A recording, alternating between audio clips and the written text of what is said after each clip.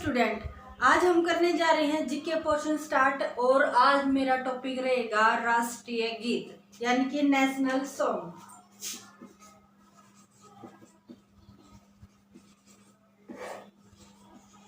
National song जिसको कहते हैं राष्ट्रीय गीत। अब सबसे पहले तो हमें ये देखना होगा कि इसकी रचना किसने की और कब की। तो जो हमारा राष्ट्रीय गीत है, नेशनल सॉन्ग है, उसकी रचना की थी, उसको लिखा था बंकिम चंद्र चटर्जी द्वारा लिखा गया था। उसको कब लिखा था स्टूडेंट? 1874 यानी कि 1874 में इसको लिखा गया था।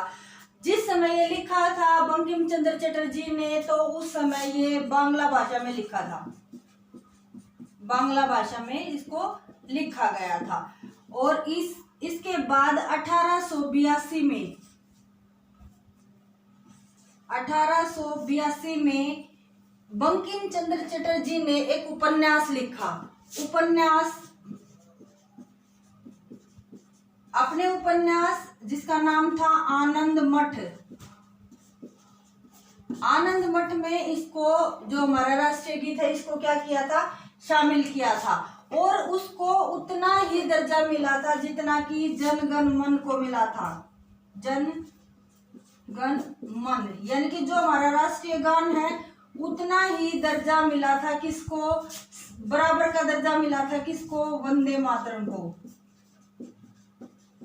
वंदे मातरम बराबर का दर्जा मिला था। यहाँ स्टूडेंट इंपॉर्टेंट बात यह है कि बराबर का दर्जा तो मिला था, लेकिन ये राष्ट्रीय गान नहीं कभी बन पाया। क्यों? कारण क्या है कि जो कुछ मुसलमान थे, जो हमारा वंदे मातरम है, इसको संविधान सभा ने अपना लिया था। कब अपनाया था? संविधान सभा ने इसको 24 जनवरी 1950 को संविधान सभा ने अपना लिया था। लेकिन ये राष्ट्रीय गीत के रूप में अपनाया था, ना कि राष्ट्रीय गान के रूप में। हालांकि समान दर्जा मिला हुआ है, राष्ट्रीय गीत को भी राष्ट्रीय गान के समान दर्जा मिला है, लेकिन ये राष्ट्रीय गान क्यों नहीं बन पाया, इसका कारण मैं आपको बताती हूँ। क्योंकि उस समय क्या था, जब संविधान सभा बन चुकी थी, जब अपना कार्य सुचारू रूप से कर रही थी, तो उसमें कुछ मुसलमान शामिल थे। और हमारे देश में तो आपको पता है कि लोकतांत्रिक देश है और धर्मनिरपेक्ष देश है। सभी जो धर्म है उनको समान दर्जा मिलता है। तो जो वंदे मातरम है, जब इसके बोल बोले जाते हैं, तो इसमें एक वर्ड आता है जिसमें मतलब सूचित करता है वो कि भाई दुर्गा पूजा के बारे में कुछ बताया जाता है। तो मुसलमानों ने क्या कहा कि हमारे धर्म में किसी भी बंदे को, किसी भी देवी देवता को पूजने की क्या है? मनाही है। मतलब वो किसी प्रतीक के रूप में ईश्वर को नहीं पूजते। तो उन्होंने इसको राष्ट्रीय गान के रूप में अपनाना स्वीकार नहीं किया। इसीलिए इसको राष्ट्रीय गीत का दर्जा दे दिया गया और समान दर्जा मिला था राष्ट्रीय गान के समान। ठीक है, अब बात कर लेते हैं कि जिस समय बंकिम चंद्र चटर्जी ने इसको लिखा था, उस समय ये बांग्ला भाषा के रूप में था। लेकिन जब संविधान सभा ने इसको अपना लिया था, तो इसका स्वरूप संस्कृत भाषा में हो गया था। संस्कृत भाषा में हुआ था। ठीक है, अब बात कर लेते हैं कि जब ये तैयार हो गया, इसको अपना लिया, तो कभी ना कभी तो इसको गाया भी गया होगा। ठीक है ना? लेकिन ये कब गाया गया था? 1906 में। कब गाया गया था? पहली बार सर्वप्रथम इसको गाया था। सर्वप्रथम इसका गान किया गया था 1906 में। कब? जब भारतीय राष्ट्रीय कांग्रेस का अधिवेशन हो रहा था। अधिवेशन में, जो कि कहाँ हुआ था स्टूडेंट? कलकत्ता में। ठीक है, जब भारतीय राष्ट्रीय कांग्रेस का अधिवेशन हो रहा था कलकत्ता में 1896 में, तब इसको राष्ट्रीय गीत को गाया गया था। उस समय कितना समय लगा था इसमें? लगभग 1 मिनट 5 सेकंड का समय लगा था। और इसको इतना समय ही लगता है इसको गाए जाने में, ठीक है, अब बात कर लेते हैं कि बांग्ला भाषा में इसकी रचना हुई, संस्कृत के रूप में इसको अपना लिया गया।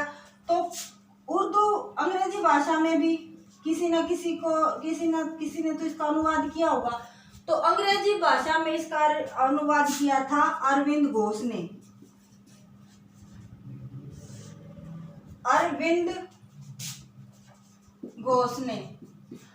घोष ने स्टूडेंट इसका अनुवाद किया था अंग्रेजी भाषा में। इसी प्रकार अगर हम बात करें तो जैसे हमने बात कर ली कि संस्कृत भाषा में भी इसको देख लिया गया, अंग्रेजी में किसने अनुवाद किया था? अरविंद घोष ने। तो इसी प्रकार इसको उर्दू भाषा में भी क्या किया था? तब्दील किया था, अनुवाद किया था। तो उर्दू भाषा की अगर मैं बात करूं तो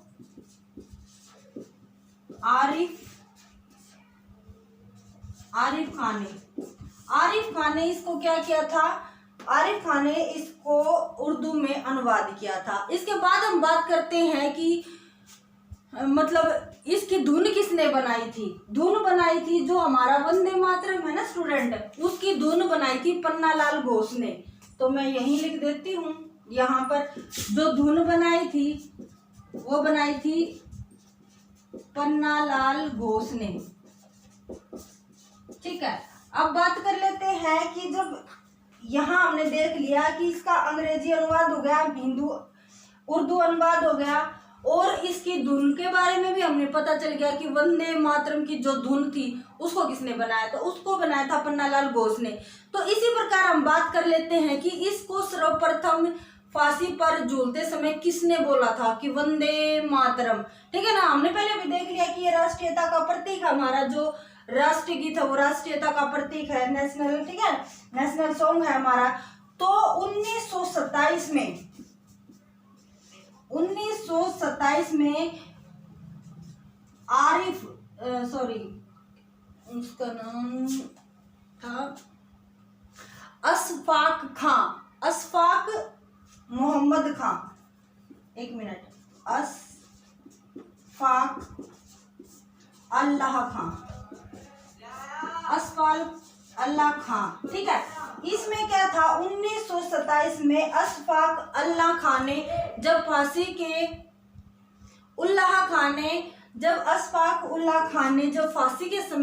फांसी का फंदा जब उसके गले में लगा था, तो उसने मरते दम तक, आखिरी दम तक वंदे मातरम इस प्रकार की गूंज लगाई थी, इस प्रकार की आवाज लगाई थी। ठीक है स्टूडेंट, तो अब बात कर लेते हैं कि इसको बैंड के साथ किसने, मतलब बैंड के आधार पर भी बैंड बजाते हैं और उसको जब वंदे मातरम गाया जाता है तो ये धुन किसने तैयार की थी? तो ये धुन तैयार की थी 1949 में जो मास्टर कृष्ण राव इन्होंने तो इस बैंड के साथ ये धुन बनाई थी, बैंड के साथ, बैंड पर बजाने के लिए। ठीक है, बैंड के साथ धुन बनाई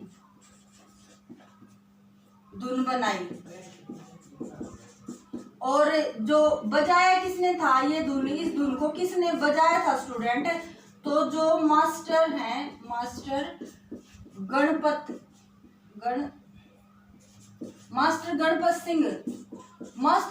सिंह ने इस धुन को बजाया था, जो कि मास्टर कृष्ण राय ने जो तैयार की थी। ठीक है स्टूडेंट, अब बात कर लेते हैं कि जब ये जो कृष्णदेव राय ने तो धुन बनाई बैंड के साथ और बजाया किसने? पहली बार किसने बजाया था? मास्टर गणपत सिंह ने। अब बात कर लेते हैं कि बीबी वर्ल्ड सर्विस में इसके बाद क्या हुआ? बीबीसी वर्ल्ड सर्विस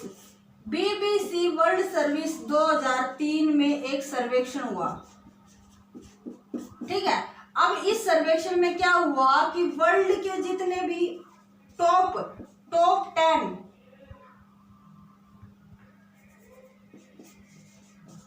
10 जितने भी नेशनल सॉन्ग थे,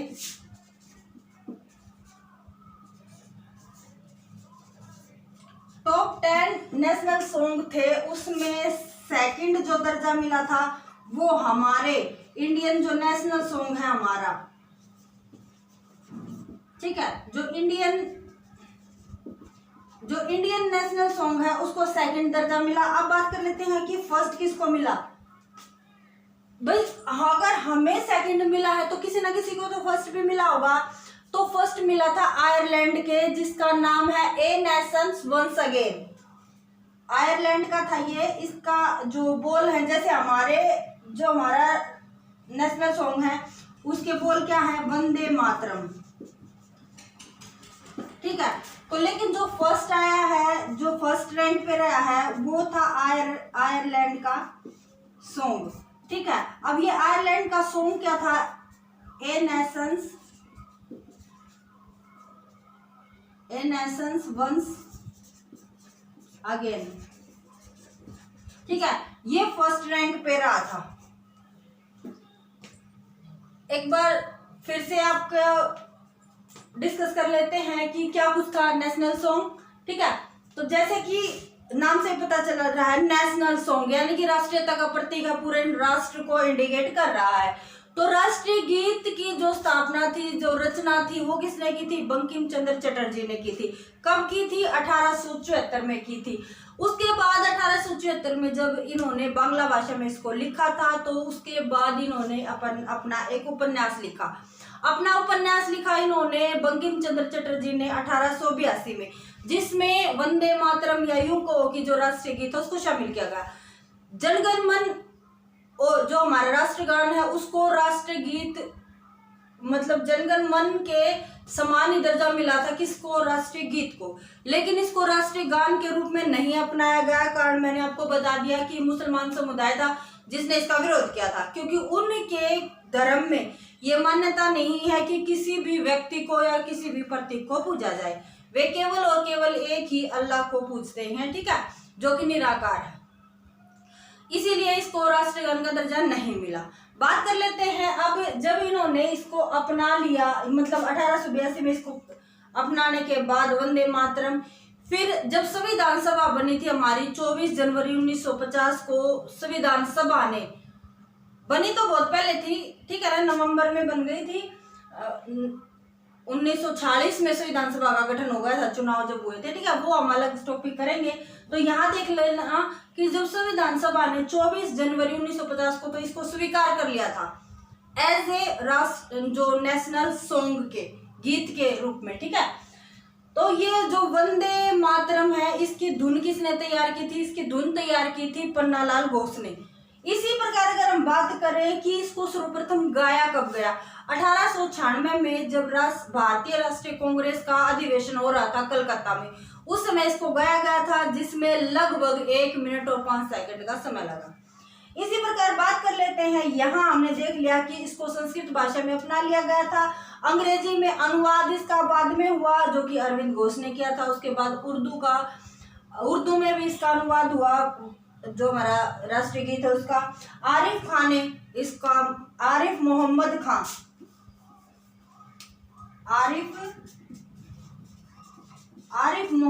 खान ने इसको क्या किया था, आरिफ मोहम्मद खान ने इसको उर्दू में तब्दील कर दिया था, बदल दिया था, अनुवाद कर दिया था। 1927 में पहला व्यक्ति जो फांसी के फंदे पर झूलते समय भी लास्ट मोमेंट तक वंदे मातरम के जयकारे लगाता रहा, अशफाक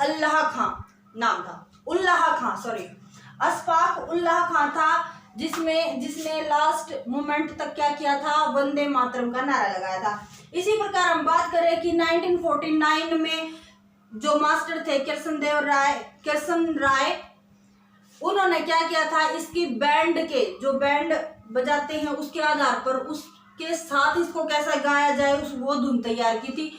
इन्हीं के निर्देशन